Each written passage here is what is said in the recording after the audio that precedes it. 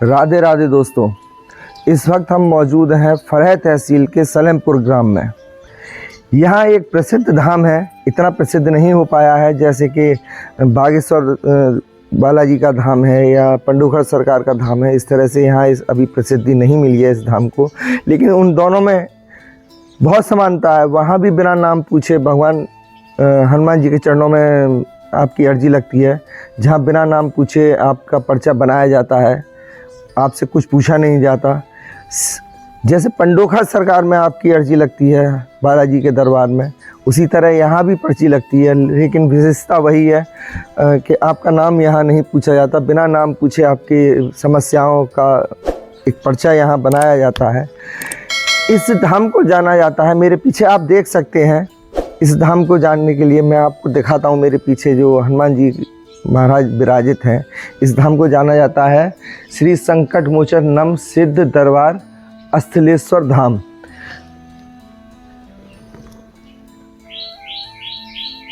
यहाँ इस धाम में भगवान हनुमान विराजित हैं, माँ काली विराजित हैं, साथ में शनिदेव और शिव परिवार भी यहाँ विराजित है। अभी ये धाम इतना प्रसिद्ध नहीं हो पाया, इसकी पॉपुलैरिटी नहीं है, लेकिन समानता बिल्कुल ऐसी ही है जैसे कि अन्य धामों में है। पर्चा यहाँ निःशुल्क बनता है, अर्जी ज़रूर लगती है। बने रहिए हमारे साथ, हमारे चैनल ब्रज 84 कोर्स के साथ। यहाँ के सेवक पंडित नंद किशोर जी हैं, जिनका आगमन अभी हुआ नहीं है, शायद कुछ देर में आने वाले हैं। बाकी का सारा यहाँ का जो सिस्टम है, यहाँ की जो व्यवस्थाएं हैं, कैसे पर्चा निकालते हैं, क्या उनका नियम कानून है, कैसे यहाँ की अर्जी लगती है, हम उन्हीं से जानेंगे। करते हैं थोड़ी देर उनका इंतज़ार। बने रहिए हमारे साथ, हमारे चैनल के साथ। जय श्री राम दोस्तों, हम इस वक्त मौजूद हैं ग्राम सलेमपुर, जो कि फरह तहसील में पड़ता है। यहाँ प्रसिद्ध धाम है, यहाँ पर्चे भी बनते हैं इस धाम के अंदर। जैसे कि दो जगह जो फेमस है, मैं नाम नहीं लूँगा अब, जिस तरह से वहाँ पर्चे बनते हैं उसी तरह से यहाँ भी पर्चे बनाए जाते हैं निःशुल्क। अर्जी ज़रूर लगती है आपकी, अर्जी के हिसाब से ही यहाँ आपका नाम पर्चा बनाया जाता है। आपसे नाम नहीं पूछा जाता, आपसे केवल आपका जो दुख दर्द है उस पर्चे में पहले से लिखा हुआ होता है। पंडित जी पहले से लिखते हैं। हमारे साथ मौजूद हैं इस धाम के जो सेवक हैं, हनुमान जी के सेवक हैं, जिनको ये सिद्धि प्राप्त है। उन्हीं से आगे की जानकारी करेंगे हम। राधे राधे पंडित जी। जय सीताराम। पंडित जी, जैसा कि ये प्रसिद्ध धाम है हमारा संकट मोचन अस्थलेश्वर धाम, क्योंकि मैं दूसरी बार यहाँ आया हूँ तो मुझे अभी नाम की जानकारी पूरी नहीं थी। पंडित जी ने आपको पूरा बताया। पंडित जी, यहाँ तक कैसे आया जाता है, पहले तो मैं ये पूछना चाहूँगा। जैसे कि आप फरे आएंगे, फरे से किसी से भी पूछ सकते हैं। जमुना जी महारानी का रास्ता, और ये जमुना किनारे माँ यशोदा अनाथ नंदी सेवा समिति भी बनी हुई है, गौशाला भी है यहाँ, हमारी नंदीशाला है जहाँ अनाथ नंदियों की सेवा होती है। तो कोई भी बता देगा। और फिर बालाजी का धाम, बालाजी महाराज के दरबार के नाम से फरह से सलेमपुर वाले मार्ग पर यमुना किनारे ये बसा हुआ है। पंडित जी, हनुमान बाबा की आप पर असीम कृपा है, आप उसी कृपा से लोगों का जन कल्याण कर रहे हैं। तो क्या विधि विधान रहता है यहाँ?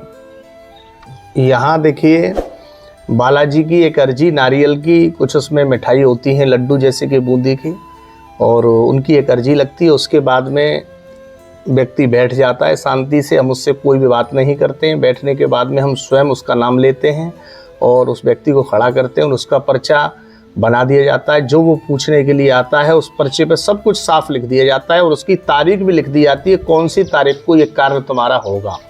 और ये बालाजी की वो कृपा, यहाँ कैंसर जैसी बीमारियां लोगों की ठीक हुई हैं। यहाँ जो कि डॉक्टरों ने ये लिख दिया कि ये कभी माँ नहीं बन सकती है, डॉक्टरों की रिपोर्ट मेरे पास रखी है, आप चाहें तो मैं दिखा सकता हूँ। डॉक्टरों ने कह दिया ये स्त्री कभी माँ नहीं बन सकती, और ये बालाजी की कृपा से, इन संकट मोचन बालाजी की कृपा से उसके बेटा भी हुआ है, जिनके 10-10 वर्ष से शादी के हो गई और जिनके संतान नहीं थी, उनको भी भगवान ने, बालाजी महाराज ने संतान देने का काम किया है। जो कि कैंसर जैसी बीमारियों से परेशान, 3-3 बार ऑपरेशन, जिन्हें टाटा मेमोरियल मुंबई के अंदर है, वो व्यक्ति हमारे यहाँ, वो भी व्यक्ति हमारे यहाँ ठीक हुआ। ये सब बालाजी की कृपा है। मुझे कुछ भी नहीं पता है ऐसा क्यों होता है, ये करने वाले बालाजी हैं। कौन सा संकट मोर गरीब को जो तुमसे नहीं जात है तारो, बेग हरो हनुमान महाप्रभु जो कछु संकट होए हमारो। बस यहाँ तो इसी का जप होता है और इसी से व्यक्ति का कल्याण होता है। महाराज जी कितने दिन हो गए आपको इस शक्ति को मिले हुए, कितने दिन से सेवा कर रहे हैं आप? शक्ति कुछ नहीं है, ये बालाजी की एक कृपा है। मुझे खुद ही नहीं पता है कि ऐसी कृपा उनकी क्या हो रही है। मैं तो सोचता हूँ कि जैसे ही सामने खड़ा होता है मेरे मन में एक विचार आता है, ऐसा लगता है कि बालाजी स्वयं मुझसे कुछ कह रहे हैं और मैं लिख देता हूँ कागज पर कि ये व्यक्ति इस परेशानी से यहाँ आया है, मैं लिख देता हूँ। वो भी व्यक्ति सामने वाला इसी बात को बोल देता है। मुझे लगती है कि प्रभु की मुझ पर कृपा है, बस ऐसा ही मेरे साथ हो रहा है, मुझे खुद नहीं पता। और ये 3 वर्ष यहाँ हो गई हैं, कम से कम हम 4 से 5 हजार पर्चे लोगों को बना चुके हैं। और जिसमें से आप शनिवार के दिन यहाँ आना और आप एक एक व्यक्ति से पूछना, एक एक व्यक्ति से आप मिलना, और वो व्यक्ति ये नहीं कह सकता कि यहाँ आने के बाद मुझे बेनिफिट न मिला हो। हर व्यक्ति ये कहेगा मुझे यहाँ आने से कुछ ना कुछ फायदा मिला है।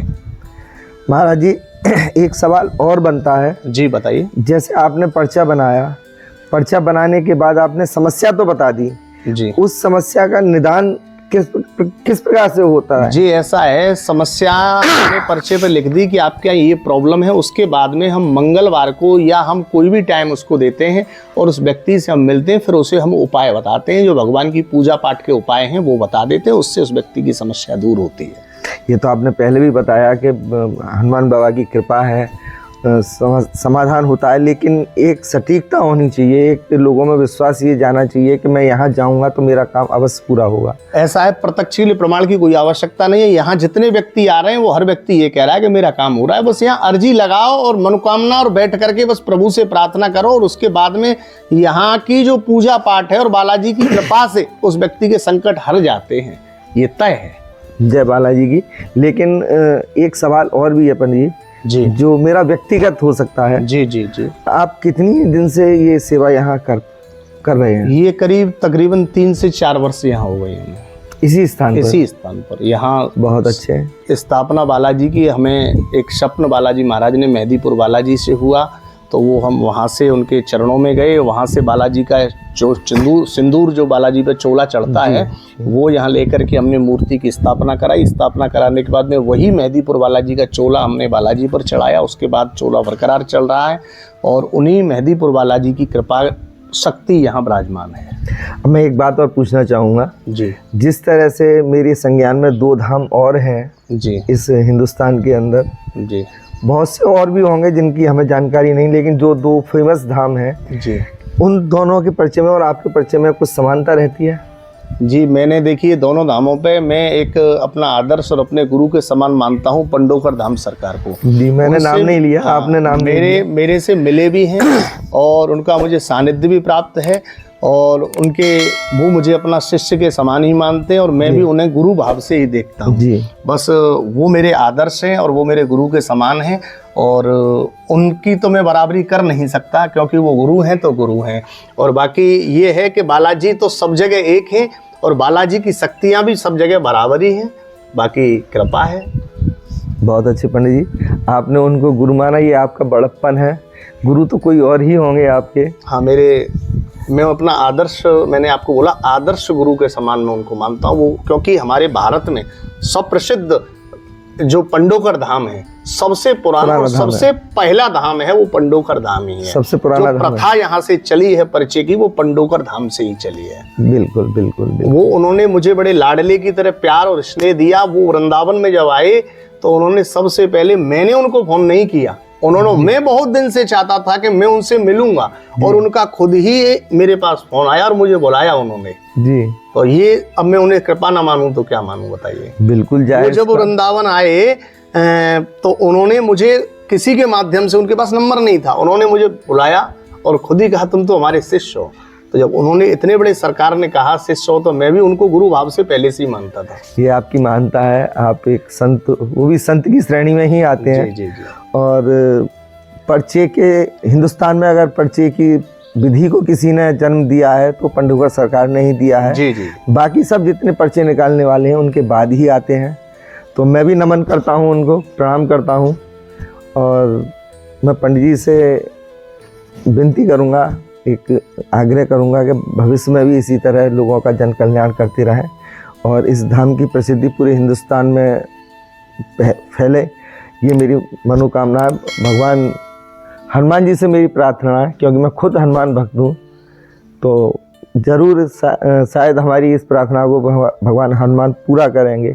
इसी के साथ मैं इस वीडियो को यहीं समाप्त करता हूँ। बने रहिए हमारे साथ, हमारी वीडियो के साथ। राधे राधे, जय श्री राम।